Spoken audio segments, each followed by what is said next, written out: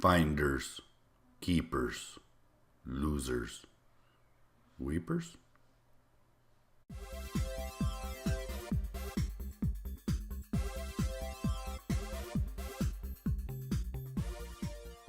Welcome back to another session of Dro Talks. Today we'll be talking about Finders Keepers by Stephen King, narrated by Will Patton. So for those less patient of you out there, do I recommend?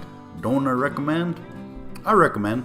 This is a solid book, above average. I gave Mr. Mercedes a overall 3 out of 4. So if you're interested to see where this ranks on that totem pole, stay tuned to find out more. But a little pause before we go into the story. I want to give a quick summary of events. It's been about a little over a month since I posted a video. I was moving, as I had mentioned in my Mog World review video. As you can see, the background has changed, the office scene has changed. But I do want to talk a little bit about where I plan to take this channel, some goals, scheduling, and things of that nature. We'll talk about that at the end. But what I do want to mention is from here on out, expect to see at least one audiobook review a week.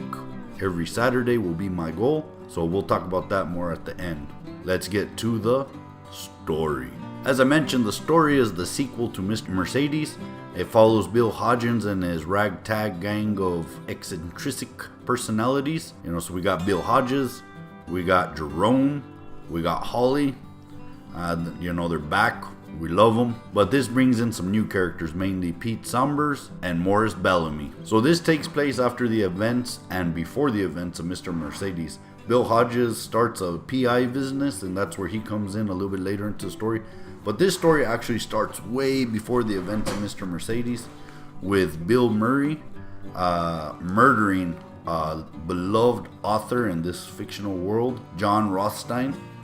John Rothstein was kind of like a cult author, had a series of great books that either didn't end completely well or left a lot of loose ends.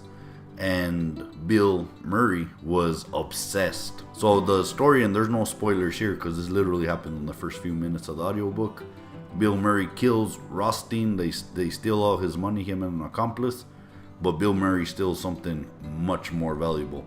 That's a collection of works of unpublished stories, including the continuation of his most famous story. But karma strikes, and before Bill Murray can even read any of this literature, he stored it. He went to celebrate his accomplishments, accomplishments in the sense of murder. But he went to celebrate, got a little too toasty, and ended up violating a poor woman. And he ended up getting caught and served 35 years. So in that 35 years, the only thing that kept this obsessed individual from ending his own life was the knowledge that those works of fiction were waiting for him. And he survived through a pretty horrific events in prison. And this is where our young protagonist, which really the story revolves around this individual, Pete Saunders. He finds this collection, and he read and he fell in love with Rothstein. He became a Rothstein scholar, and this links our protagonist with our antagonist. The love of Rothstein. He knew he had something. He understood that there was potential value there, but he didn't understand enough. He knew the story as he fell in love with these characters, who Rothstein was, that Rothstein was murdered and the murderer was never found. He was smart enough to connect the dots, but his family was going through a financial crisis in the moment. He decided to sell these volumes through a black market, and he finds one. Unfortunately for him, he also left a trail of breadcrumbs right back to him and his family. So what happens?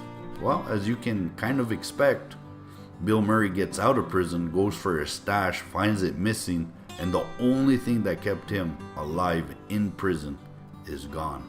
So he locates that trail of breadcrumbs and finds his way to Pete Saunders and his family. This is where Bill Hodgins and his crew come in, as they eventually get intertwined into this case. Once all the pieces are on the board, the story goes pretty much as you would expect it to go. No big twists and turns here.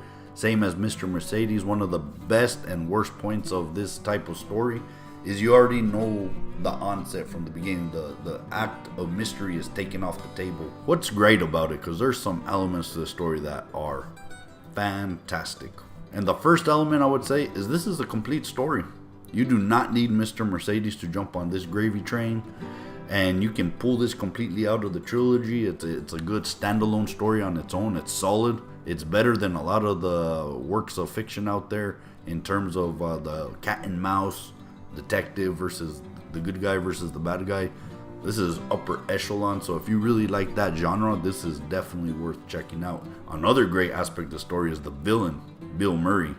He's not driven by greed. He's not driven by some desire to get revenge or any of those type of cliche type of villainy scenarios. He is driven by obsession. He's obsessed with Rothschild. He's obsessed with these stories. And it leads him to do and make a lot of irrational choices, which in any other format would make him a weak villain. But since he's obsessed, it goes perfect with him. And he's a very strong villain. Let's talk about what's not so strong about the story.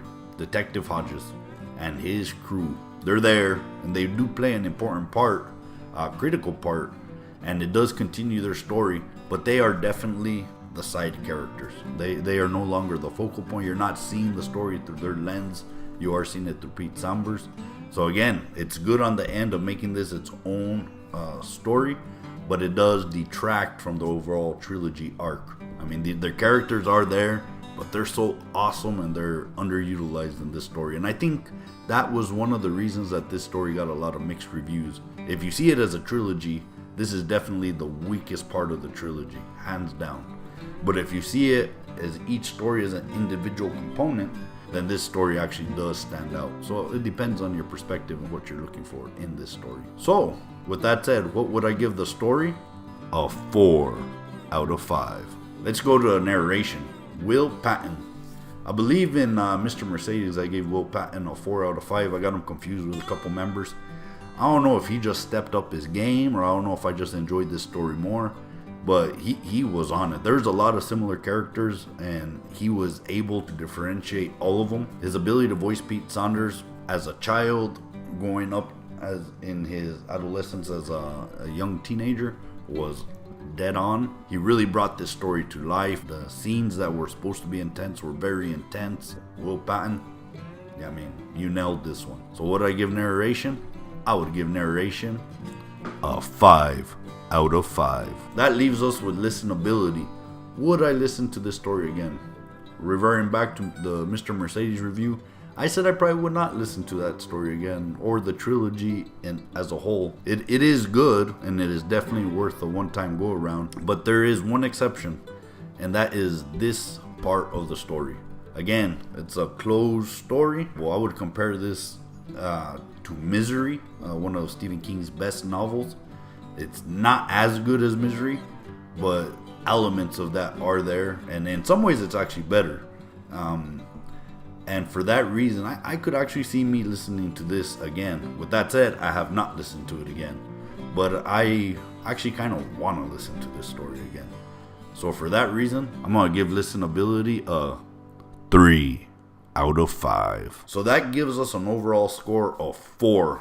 So definitely recommend go out there, listen to this story. So if you're still here, you're still listening, I promised you a message at the end talking about my channel, where I want to take it, and some goals. So as I said earlier, I'm gonna be posting, now that I'm moved, I'm gonna be posting one audiobook review a week. I'll probably add an additional audiobook, a vlog, where I'll be talking about what I'm listening at that moment and my current take on it. And with that said, I do plan to do a giveaway, and this is going to be a pretty good giveaway. I'm right at 78 subscribers as of this video, and I want to get to 100. So being that I want to get to 100, I'm actually going to make my goal at 113. Once I get to 113 subscribers, I'm going to give away 6 audiobook credits. I'm going to do this for people that are already subscribed to my channel, as well as new subscribers. So everyone's going to be in the pool. I did the math. That's a 5% chance of winning. So I mean, those are good odds.